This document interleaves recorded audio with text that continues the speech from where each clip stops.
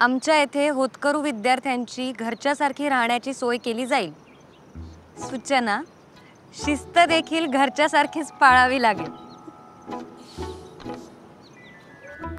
आणि ही last bedroom.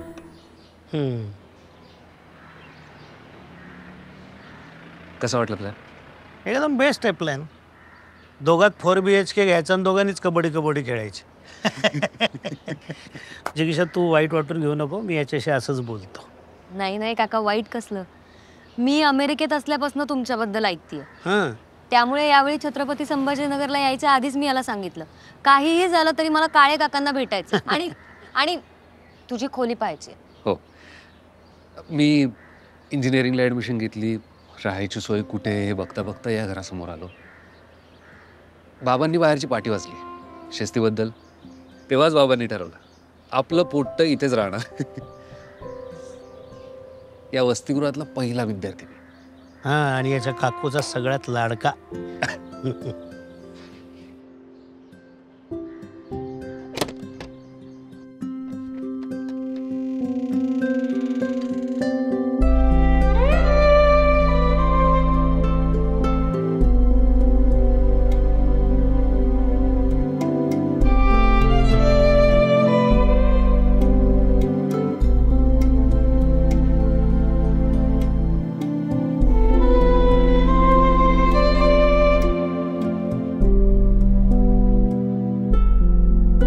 होतकरू विद्यार्थ्यांच्या खोल्या चांगल्या आहेत की?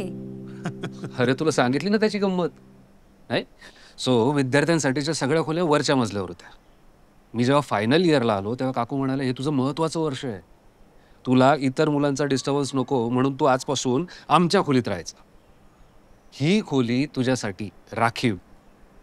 आणि मग नंतर पुढे ही प्रथाच पडली का जो कोण विद्यार्थी फायनल इयरला येईल त्याच्यासाठी ही खोली। मी तर अजून पण ती खोलीत तशीच ठेवली राखीव।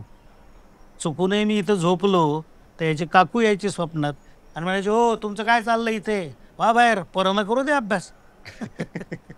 सॉलिड होत्या काकू। अरे रोज संध्याकाळी काकूंच्या हातचा फर्मास चहा आणि काका आणायचे गायत्रीची कचोरी। आणून ठेवली आहे, आज पण ऑलरेडी आणून ठेवली आहे। चहा टाकतो मी पटकन। हा,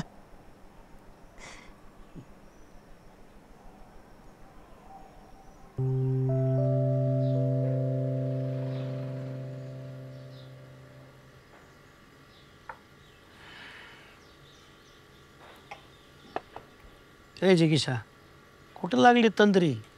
हा, नाही काका, तिला लोक आपली बेडरूम दुसऱ्यांना वापरायला देऊ शकतात हे अजूनही डायजेस्ट होत नाहीये।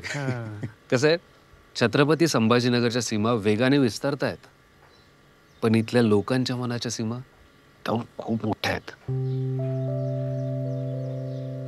बरं काका, आम्ही येऊ? हो, पुन्हा कधी येत आहे?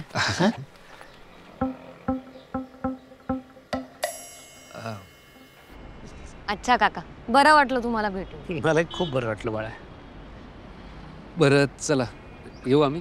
येऊ आम्ही म्हणजे? अरे तुम्ही पत्रिका द्यायला आलते ना? पत्रिका? हां, तुम्हाला कशाला हवी पत्रिका? कशाला म्हणजे? काका, खरं तर आम्हाला कळत नव्हतं तुम्हाला पत्रिका द्यावी की नाही ते।